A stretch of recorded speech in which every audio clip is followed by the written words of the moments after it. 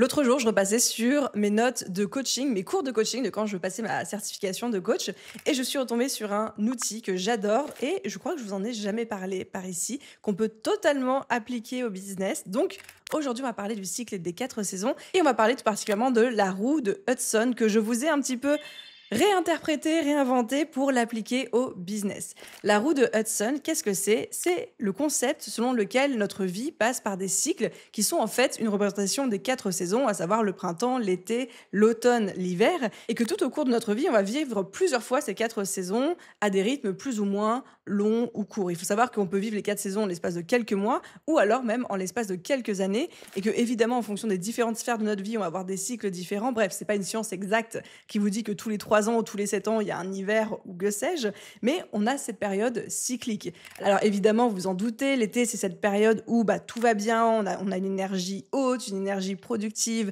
tout se passe bien dans notre vie, on a envie de faire plein de choses, on se sent énergisé. L'automne, c'est le moment où on commence à se remettre un petit peu en question, à se dire: «Ouh, ça va bien, mais je sens qu'il y a des petites choses qui sont quand même un peu sur le déclin, il y a des petites choses qui me titillent, qui me conviennent pas forcément». L'hiver, c'est la période où il y a les très grosses remises en question, les transformations, on doit faire le deuil de certaines parties de notre vie, de certaines personnes, de certaines parties de nous aussi peut-être et complètement se réinventer. Généralement, c'est là où il y a de très grosses transitions de vie qui arrivent et puis ensuite on a le printemps qui est donc cette période de renouveau après l'hiver où on apprend à se réinventer, à donner un nouveau souffle, une nouvelle impulsion. Et il faut savoir que toute notre vie, on ne fait pas forcément printemps, été, automne, hiver. C'est pas forcément ce cycle qui se répète encore et encore, mais qu'on a des mini-cycles, des mini-transitions à l'intérieur de ce cycle des 4 saisons. On parle alors pour ces mini-transitions de transitions de type 1, c'est-à-dire que la majorité de notre vie, on va faire des transitions été, automne, été, automne, été, automne. C'est-à-dire que tout va bien, tout va bien. D'un coup, tout va un peu moins bien, on se questionne, on fait le bilan, on fait quelques réajustements et hop, c'est reparti pour un tour. Donc, une grosse partie de notre vie, on est entre l'été et l'automne et c'est très bien. Et parfois, on tombe dans ce qu'on appelle les transitions de type 2, où après l'automne, on tombe dans l'hiver. Et c'est là où il y a les très grosses transitions de vie qui souvent ont lieu, qui sont longues, qui sont souvent frustrantes aussi, où il y a de la colère, il y a du deuil, et il y a besoin de se réinventer complètement. Donc on ne réinvente pas juste quelques sphères de notre vie, mais on se réinvente totalement. On ouvre presque ce qu'on pourrait dire un nouveau chapitre de notre vie. Et donc transition de type 1, c'est été-automne, été-automne. Transition de type 2, c'est quand on fait été, automne, hiver, printemps. Et ça n'arrive pas tous les 36 du mois, bien évidemment, vous vous en doutez. Donc, à l'échelle de notre vie, nous dit cette magnifique roue de Hudson, on traverse les cycles des 4 saisons avec parfois des mini-transitions, vous l'avez bien compris. Et il se trouve que ça s'applique aussi très très bien en business et c'est un outil que j'aime beaucoup utiliser en coaching avec les entrepreneurs que j'accompagne parce que c'est toujours intéressant d'analyser dans quelle saison on est dans notre business parce qu'en fait en fonction de la saison dans laquelle on se situe, on va évidemment pas du tout mettre en place les mêmes actions, on va pas prêter de l'importance aux mêmes choses et on va pas mettre la priorité sur les mêmes aspects. Et pour rendre cet épisode de podcast un petit peu plus interactif, je vous ai créé un mini quiz que vous pouvez télécharger en suivant le lien qui est directement en description de cet épisode de podcast pour vous aider à voir dans quelle saison de votre business vous êtes. Parce que là, je m'apprête à les expliquer toutes les 4 avec à chaque fois c'est quoi les symptômes, quelles sont les choses à prioriser si vous êtes dans cette saison-là de votre business, quelles sont les choses à mettre en place stratégiquement, concrètement, ce sur quoi vous devriez mettre de l'intention, du focus et de la priorité et puis un petit peu mon pep talk / mes mantras pour vous accompagner. Donc, si vous voulez passer ce quiz pour ensuite pouvoir prêter une oreille un petit peu plus attentive sur la saison qui vous concerne, allez-y. Et je vous avoue que cette idée d'épisode de podcast, elle n'est pas totalement aléatoire parce que j'ai moi-même la sensation d'avoir vécu une grosse période d'hiver dont je ne saurais pas dire si je suis en train de m'en sortir ou pas, mais en tout cas d'avoir vécu cette période de grosse transformation. Et je pense que la dernière en date datait de l'année 2019 ou de l'année 2020, qui était de quand j'ai décidé d'abandonner le freelancing en tant que retoucheuse photo et de me mettre à temps plein sur The Bee Boost. Et là, j'ai vraiment l'impression depuis 1 an, donc c'est une période qui est longue, de vivre cette période d'hiver avec tous les symptômes dont on va parler. Et donc, je me suis dit, comme j'applique cet outil à moi-même avec ce que ça nécessite en termes de travail, de focus, d'où est-ce que je mets mes priorités, de ce qui est OK, de ce qui ne l'est pas, j'avais envie de partager ça aussi avec vous. Donc voilà, c'est un petit peu votre guide. Passez le quiz, voyez dans quelle saison de business vous êtes actuellement, et puis du coup, écoutez la partie qui vous intéresse le plus. Donc, c'est parti, et une fois n'est pas coutume, on va commencer par parler de l'été. Parce que le printemps, c'est une période tout particulière et j'aimerais terminer par ça. L'été, c'est la période de vitalité, c'est la période de joie, c'est la période où on a une énergie qui est haute, une énergie qui est puissante et une énergie qui est tournée vers l'extérieur. C'est la période où on voit qu'on récolte les fruits qu'on a semés. Notre travail commence à payer, on a des clients qui arrivent, notre visibilité commence à augmenter. Bref, tout va bien, on se sent bien. Évidemment, ça ne veut pas dire qu'il n'y a pas des petites frictions dans notre vie pro ou perso, mais grosso modo, on sent que ça y est, la mayonnaise a pris et qu'on est parti sur notre lancée. Donc ça, c'est la période de l'été.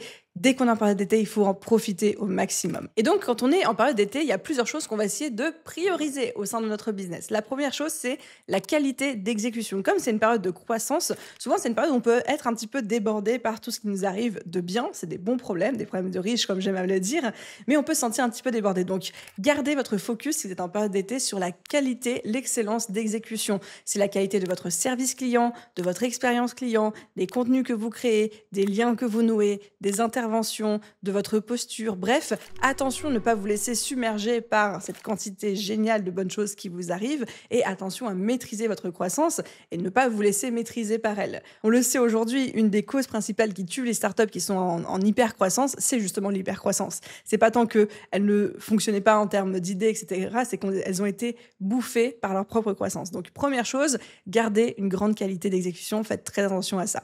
Deuxième chose sur laquelle on va se focaliser pendant cette période d'été, c'est la délégation. C'est le moment parfait pour grossir, pour déléguer, pour recruter, pour construire son équipe, pour continuer à porter, à soutenir cette période-là et pas du coup devenir le propre goulot d'étranglement de son business. Parce que c'est un petit peu l'erreur numéro 1 que je vois, c'est les entrepreneurs qui se laissent encore une fois dépasser par cette croissance et qui deviennent le propre goulot d'étranglement de leur business parce qu'ils ont trop de mal à déléguer, trop de mal à lâcher prise et du coup ils sont sur une super belle envolée, mais eux-mêmes, consciemment ou inconsciemment, ils freinent des 4 fers parce que ça va trop vite, j'ai la sensation de perdre le contrôle, parfois on a peur de la réussite aussi qui arrive trop fort, donc attention à ne pas devenir votre propre ennemi et ne pas vous auto-saboter aussi dans cette période-là. Troisième chose sur laquelle on va se concentrer pendant cette période d'été, c'est un équilibre pro-perso. Ce n'est pas parce que tout va bien, que tout se passe bien au niveau du business, que ça veut dire qu'on doit complètement en oublier notre équilibre pro-perso et de garder des moments de calme et des moments de repos pour soi. Donc certes, c'est des périodes qui sont très galvanisantes et il faut en profiter, il faut jouer et surfer sur cette énergie-là, mais ne pas s'oublier non plus au passage.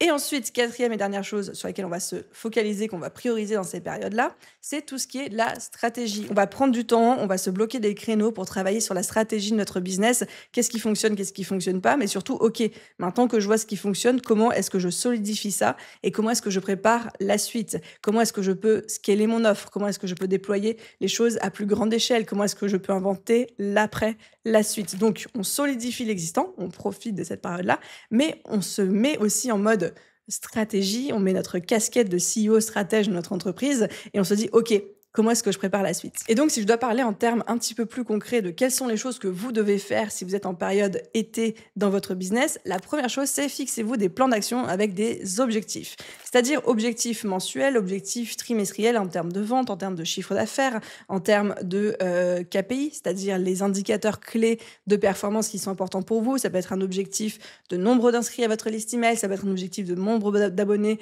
sur les réseaux sociaux, ça peut être un objectif de nombre de nouveaux clients, ça peut être un objectif de nombre de nouveaux leads sur LinkedIn, que sais-je. Mais c'est le moment de se fixer des objectifs chiffrés parce que c'est ça qui va continuer à vous aider à porter la croissance de votre entreprise. Deuxième chose que je vous conseille de faire, c'est de nouer des partenariats stratégiques.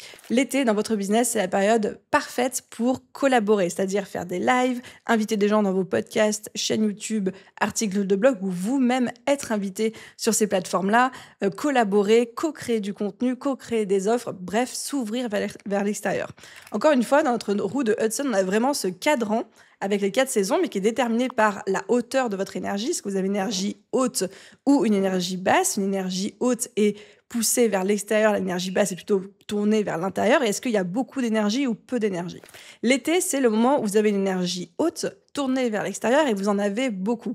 Et c'est pour ça que je vous dis, c'est le moment de nouer des partenariats, c'est le moment de collaborer avec l'extérieur, c'est le moment d'aller voir au-delà des propres frontières de votre business. Troisième chose à faire concrètement, c'est de garder de l'énergie pour les périodes de repos, de garder des moments pour vous. C'est pas parce que tout vous sourit et que vous avez une super énergie, que vous avez envie de bosser, d'en faire beaucoup, etc. Oui, faut le faire, mais gardez quand même du temps pour vous.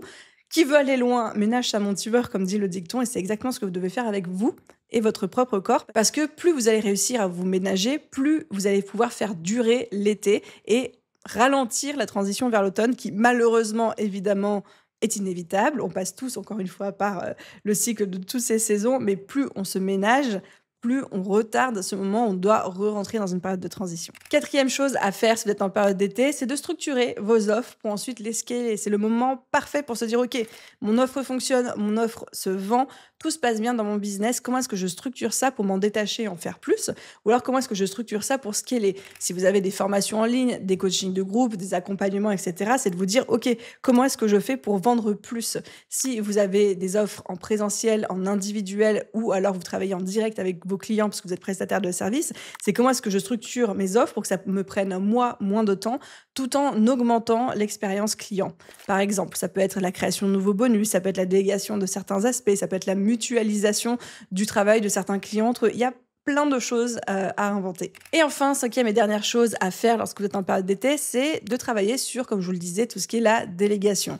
C'est le moment parfait pour identifier toutes les tâches qui sont chronophages, toutes les tâches qui n'ont pas besoin forcément d'être faites par vous et de vous dire, OK, c'est le moment pour moi de recruter quelqu'un. Tout va bien dans le business, je vais pouvoir déléguer certaines tâches pour me libérer du temps sur la stratégie, l'optimisation, et la scalabilité, la croissance de mon business et je n'ai plus besoin de rester moi-même dans l'opérationnel. Donc voilà un petit peu pour notre première période qui est la période d'été. Sauf que même dans cette période, à un moment, on commence à voir des signes annonciateurs d'une transition vers l'automne.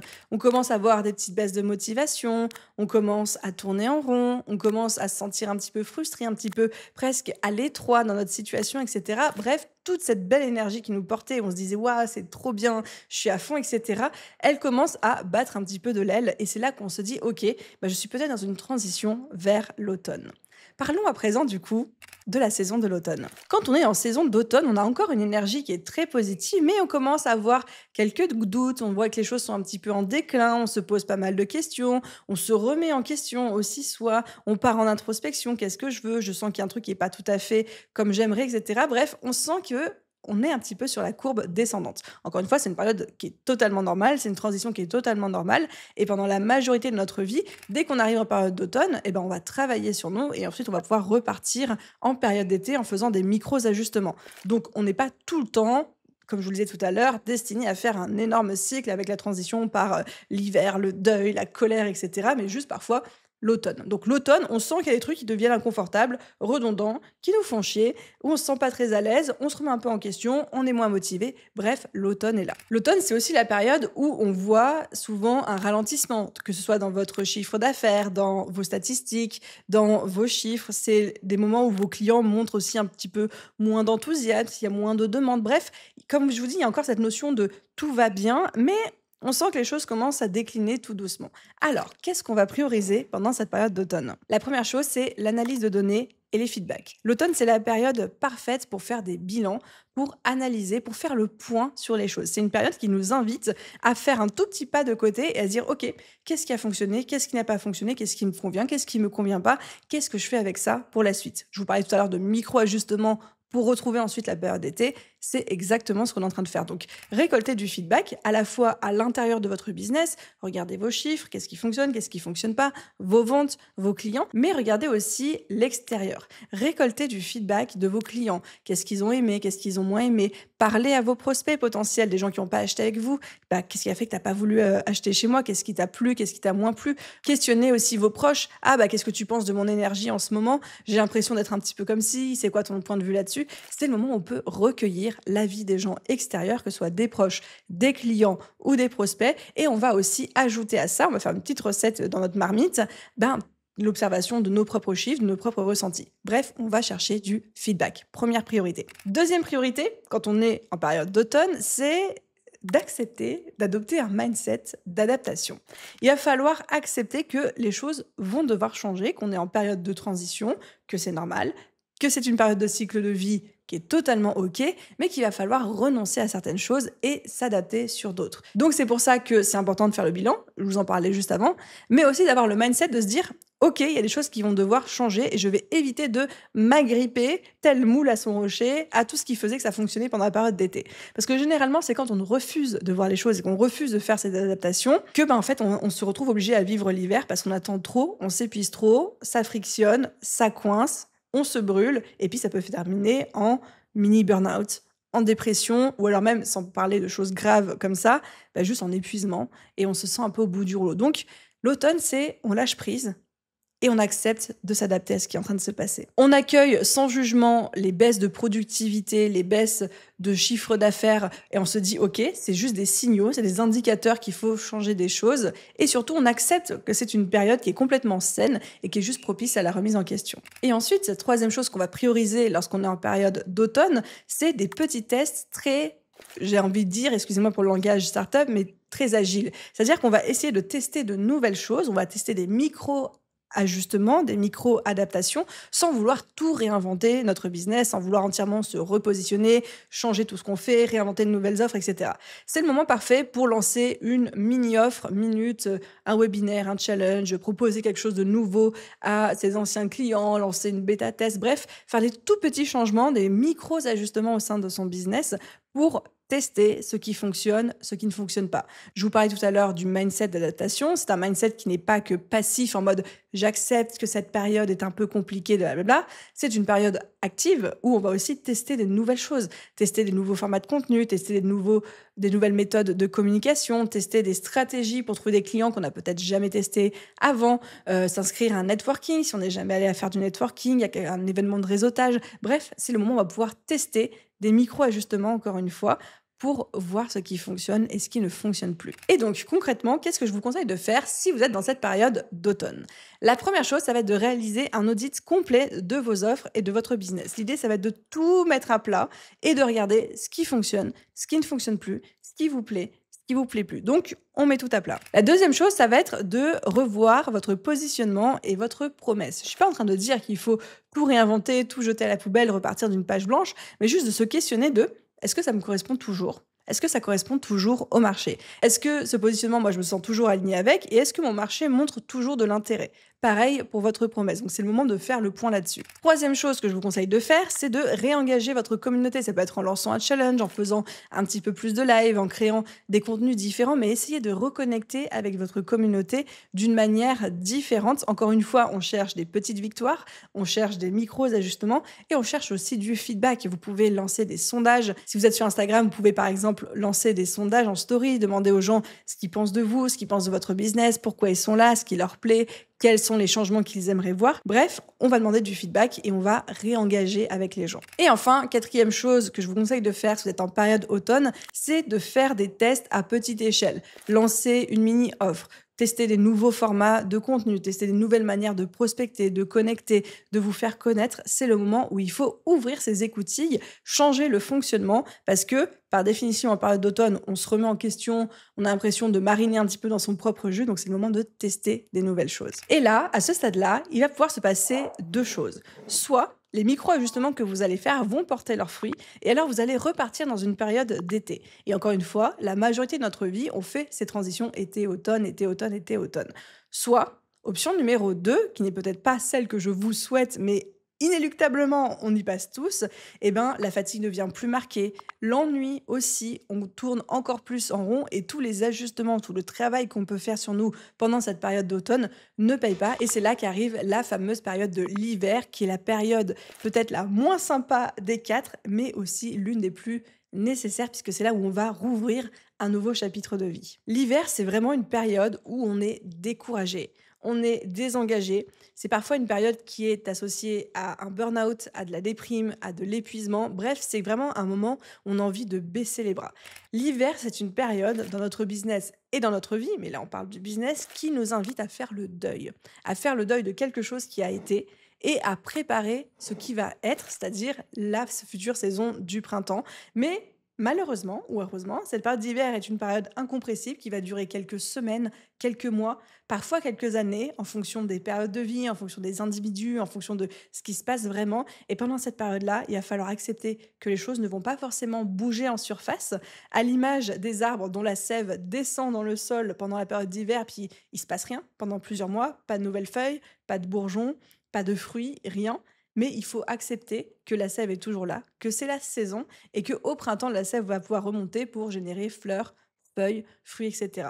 Et ben nous, c'est pareil. C'est une période où il ne va rien se passer en tout cas de visible à l'œil nu, mais tout va maturer à l'intérieur de nous. Donc, quand on rentre dans cette période d'hiver, il faut comprendre que c'est une période de réorientation qui va nous inviter à faire un travail introspectif et à appuyer sur pause. Alors, je suis désolée pour toutes les personnes qui sont comme moi, qui ont beaucoup de mal à accepter qu'il n'y a rien qui se passe, qu'on n'est pas productif, qu'on a besoin de se reposer et que pendant un moment, il n'y aura aucun résultat tangible. Comme je vous le disais, j'ai la sensation de sortir d'une période d'hiver de ma vie qui a duré un peu plus d'1 an, qui a été extrêmement compliquée pour moi à vivre. Alors ça ne veut pas dire que j'ai rien fait pendant cette période. Vous avez eu des épisodes de podcast toutes les semaines, j'ai continué à faire grandir mon business, etc. Mais je sentais intérieurement qu'il y avait un truc profond qui était en train de travailler. Et du coup, quelles vont être les priorités pour vous si vous vous retrouvez dans cette période d'hiver? Encore une fois, j'espère que vous avez fait le quiz parce que ça vous dira vraiment concrètement si vous êtes en période d'automne, d'hiver, de printemps ou d'été. Parce que des fois, on peut se croire en hiver alors que c'est juste une période d'automne, mais c'est juste que moi-même, je suis une drama queen dans ma tête, je dramatise un petit peu les choses. Donc, période d'hiver, première priorité, prendre soin de soi, mentalement et physiquement.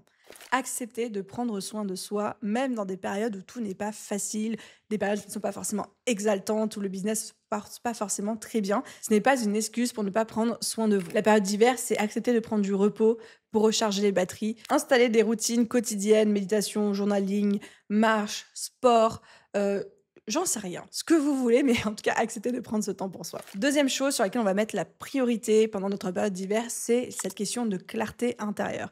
Par définition, en période d'hiver, vous allez perdre toute clarté. Vous allez vous désengager, vous allez vous perdre et vous allez avoir l'impression que vous ne savez plus où vous voulez aller, vous ne savez plus ce que vous voulez, vous ne savez plus quelle direction prendre. Il y a tout qui vous semble à peu près possible et jouable et en même temps rien qui vous tente vraiment. Et vraiment, vous dites, je ne sais pas ce que je veux, je ne sais pas où je veux aller. Du coup, vous procrastinez ou alors vous vous retrouvez à faire des tâches ou des choses où vous n'avez aucun sens. Bref, c'est très inconfortable, mais du coup, c'est une période où il va falloir privilégier le fait de retrouver de la clarté. Pour ça, malheureusement ou heureusement, voyez-le comme vous voulez, mais le chemin le plus court, le plus rapide et le plus facile pour retrouver de la clarté, c'est le coaching. C'est de vous faire coacher, c'est de vous faire accompagner par un coach, s'il vous plaît, un coach certifié, que ce soit en mindset, développement personnel, leadership ou aller en thérapie. Ou trouver un accompagnant, quelqu'un qui va, avec une méthodologie qui vous correspond, pouvoir vous aider à vous réaligner avec vos valeurs et retrouver de la clarté dans ce que vous voulez vraiment. L'hiver, c'est une période où on apprend qu'on est en train de changer de manière profonde, de manière identitaire, de manière immuable. Et on a plusieurs changements dans notre vie. C'est pour ça que je vous parlais de fermer un chapitre et d'en ouvrir un autre. Vous êtes en train de muer pour devenir la prochaine version de vous. Sauf que cette nouvelle version de vous, vous ne la connaissez pas encore. Et que c'est important à ce moment-là de dire, OK, pause, stop, qui est-ce que je suis en train de devenir? Qui est-ce que j'ai envie de devenir? Quelles sont les valeurs de cette personne? Quel est le sens de la vie de cette personne? De quoi cette personne a envie et besoin? Et comment est-ce que je peux faire de la place pour accueillir cette nouvelle identité, ce nouveau moi? Et le risque de ne pas faire ça, c'est de vivre pendant des années dans un énorme inconfort, de se dire je ne suis pas pleinement moi-même. Je ne suis pas la personne que j'ai envie d'être parce que j'ai jamais pris le temps de faire la place pour cette personne-là ou même de me questionner sur qui était cette personne-là ou de m'autoriser à être cette personne-là. Donc, notre deuxième grosse priorité de cette période d'hiver, c'est faire de la place pour la clarté et l'introspection. Et ensuite, notre troisième priorité lorsqu'on est en période d'hiver, c'est de faire de la place pour l'apprentissage et l'inspiration. C'est le moment où on n'est plus dans le faire, mais dans le s'imprégner. C'est le moment où on va lire, on va suivre une nouvelle formation, on va regarder des TED Talks, on va écouter des podcasts, on va s'inspirer, on va faire des activités créatives qui vont nous permettre aussi de nous reconnecter à ce sens qui peut parfois nous manquer et nous ouvrir à de nouvelles expériences, de nouveaux aspects, de nouvelles passions, de nouveaux centres d'intérêt. Donc, si je récapitule, si vous êtes en période d'hiver, parce que mon petit doigt me dit que pas mal de personnes, pas mal d'entrepreneurs en ce moment traversent une période d'hiver. Donc c'est pour ça que je mets un petit peu l'accent dessus. Mais priorité numéro 1, c'est accepter de faire une pause et accepter de ralentir de manière consciente. Priorité numéro 2, c'est faire un travail pour retrouver de la clarté intérieure. Et priorité numéro 3, c'est de faire un travail d'apprentissage et d'inspiration, d'accepter d'être dans le « je m'imprègne » et non pas dans le je fais, je fais. Et donc, concrètement, si je transforme ça en action précise à implémenter au sein de votre business, qu'est-ce que vous devez faire lorsque vous êtes en période d'hiver? Qu'est-ce que vous devez prioriser? La première chose, c'est j'accepte de ralentir et de faire une pause. Prévoyez-vous des vacances, prévoyez-vous un mini week-end off, prévoyez-vous une retraite, prévoyez-vous un moment juste pour vous, pour prendre soin de vous. Encore une fois, votre corps et votre esprit ne méritent pas que vous preniez soin d'eux que quand ça fonctionne et que tout va bien dans votre business, mais encore plus quand ça ne fonctionne pas. Et si vous êtes comme moi, peut-être que vous êtes du genre à dire, ben, quand ça fonctionne pas, je vais essayer encore plus dur. Je vais me négliger moi pour essayer encore plus dur dans mon business. Et c'est comme si presque je punissais mon corps et mon esprit de ne pas performer à la hauteur de ce que je voulais. Alors que, au contraire, c'est ces moments-là de perte de sens, de perte de motivation et d'énergie, dans lesquels on doit prioriser notre bien-être physique et mental. Regardez-moi, vous donnez des leçons que j'ai parfois du mal à suivre moi-même. Donc première chose, on fait une pause. Mais quand je dis on fait une pause, c'est pas juste on accepte qu'il faut ralentir, c'est vous vous prévoyez un week-end, vous vous prévoyez une retraite, vous prévoyez des journées off, vous prévoyez une semaine entière où vous ne bossez que le matin et pas l'après-midi, ou l'inverse, mais acceptez de prendre une pause. Deuxième chose à faire, c'est de mener un travail de deuil et de détachement. Donc là, comme je vous l'ai dit, l'outil le plus magique et puissant pour faire ça, ça reste le coaching ou la thérapie ou un accompagnement par un professionnel vous choisissez ce qui vous plaît le plus et ce qui vous correspond le plus, mais c'est bref, c'est vous faire accompagner. Mais pour ceux qui ne voudraient pas vous faire accompagner, c'est aussi peut-être juste faire le point sur qu'est-ce qui m'a porté jusqu'ici dans mon business qui ne me porte plus aujourd'hui, de quoi est-ce que je dois faire le deuil. Vous pouvez faire un exercice symbolique de vous écrire une lettre au vous du passé en vous disant merci pour tout ce que vous avez fait, puis faire un petit peu le deuil de cette personne-là pour faire de la place à la nouvelle personne. Bref, vous utilisez les méthodologies qui vous parlent, mais en tout cas, il est nécessaire de vous dire de quoi est-ce que j'ai besoin de faire le deuil, là, maintenant, tout de suite, pour faire de la place pour la suite. Troisième chose, toujours dans cet axe de retrouver de la clarté, c'est de se reconnecter à vos valeurs. C'est vraiment de vous reposer et de vous demander qu'est-ce qui est vraiment important pour moi. Comment est-ce que je veux impacter le monde? Quelle est la place que je veux prendre dans ma famille, ma société, mon environnement, auprès de mes proches, bref, qui est-ce que j'ai envie d'être? Parce que souvent, ce que j'ai remarqué, c'est que les périodes d'hiver qu'on peut vivre au sein de notre business et même au sein de notre vie perso, c'est quand on a un changement profond, identitaire, en termes de valeurs. Ça ne veut pas dire que toutes vos valeurs sont mises à plat et qu'elles sont jetées à la poubelle et que des nouvelles arrivent, mais ça peut dire qu'il y a peut-être des ordres de priorité, des hiérarchies de valeurs, une valeur qui disparaît au profit d'une autre ou alors qui descend un petit peu puis une autre valeur qui monte. Peut-être qu'à un moment la famille n'était pas si importante pour vous puis que là elle est en train de devenir plus importante. Ou l'inverse, peut-être que la famille était votre valeur numéro une mais qu'à présent il y a une autre valeur qui est en train de prendre sa place. Bref, de vous re-questionner sur qu'est-ce qui est en train de bouger intrinsèquement au fond de moi qui fait que tout est sans dessus-dessous et que je sens qu'il faut que je retrouve de la clarté, de l'ancrage. Et retravailler sur ces valeurs, ça peut être un super angle d'attaque pour redécouvrir qui est la personne qu'on est en train de devenir, qu'est-ce qui est vraiment important pour nous, qu'est-ce qu'on veut à cet instant T et surtout comment est-ce qu'on veut impacter notre vie et aussi les autres pour la suite. Et ensuite, quatrième chose que je vous conseille de faire lorsque vous êtes en période d'hiver, c'est ce que j'appelle un atelier de repositionnement. Alors, pas repositionnement au sens littéral business du terme, où on va retravailler notre positionnement, mais c'est un petit peu de se dire, OK, je suis dans une période où je vais devenir une nouvelle version de moi. Qui est cette version-là? Qu'est-ce que j'ai envie que cette version soit? Et vous pouvez vous amuser. Alors moi, je joue avec ChatGPT en ce moment par rapport à ça, mais de vous dire qui est cette prochaine personne? Qui est cette prochaine moi? Quelles sont ses habitudes? Quelle est sa journée? À quoi elle ressemble? Quelles sont les personnes avec qui elle travaille? À quoi ressemble son business? Quelles sont les couleurs qu'elle porte? Comment elle s'habille? Quelles sont ses fréquentations? Qu'est-ce qu'elle mange? Qu'est-ce qu'elle vit? Comment elle se sent au quotidien? C'est quoi sa journée type? Bref, réinventer la future nous. Et c'est une partie qui doit être fun, c'est une partie qui doit être légère. Vous n'êtes pas censé, à ce stade-là de l'hiver, d'acter certaines décisions et de vous dire ça va être comme ça et je choisis que ce soit comme ça. Ça ne sert à rien de forcer les choses, mais s'autoriser à rêver, s'autoriser à ouvrir le champ des possibilités et à se dire si tout était possible, qui est-ce que j'aurais envie de devenir là?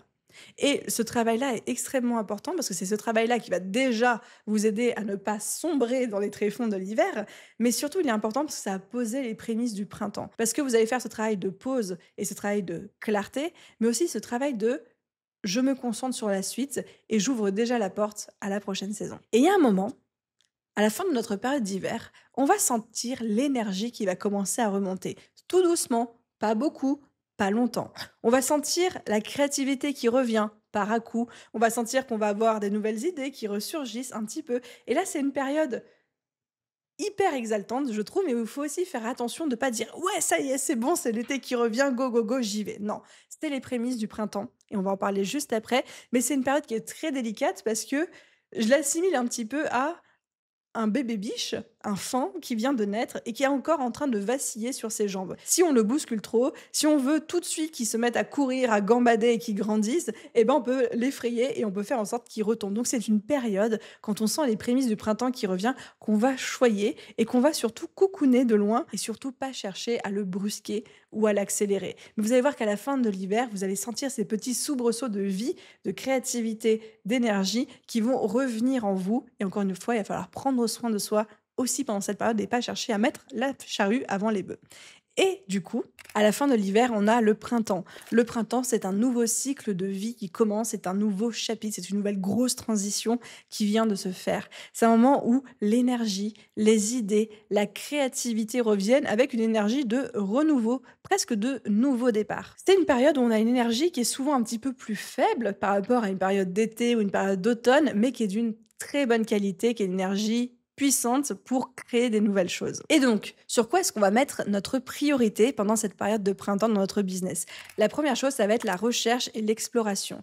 C'est un moment où on va vouloir continuer ce travail de je recherche ce que je veux et j'explore toutes les possibilités. Rencontrer des nouvelles personnes, tester des nouvelles manières de communiquer, de vendre. Encore une fois, ne brusquez pas trop votre énergie, mais ouvrez-vous à toutes les possibilités au champ des possibles devant vous. Deuxième chose sur laquelle on va se focaliser quand on est en période de printemps, c'est d'avoir du feedback rapide. C'est le moment, comme pour l'automne, où on va lancer des offres rapidement, on va vouloir récolter du feedback, on va faire peut-être un petit challenge, on va faire peut-être une petite offre, un atelier, mais quelque chose qui vous prend quelques jours à créer ou quelques heures à créer, quelques jours ou quelques heures à transmettre et immédiatement après, vous allez pouvoir avoir du feedback.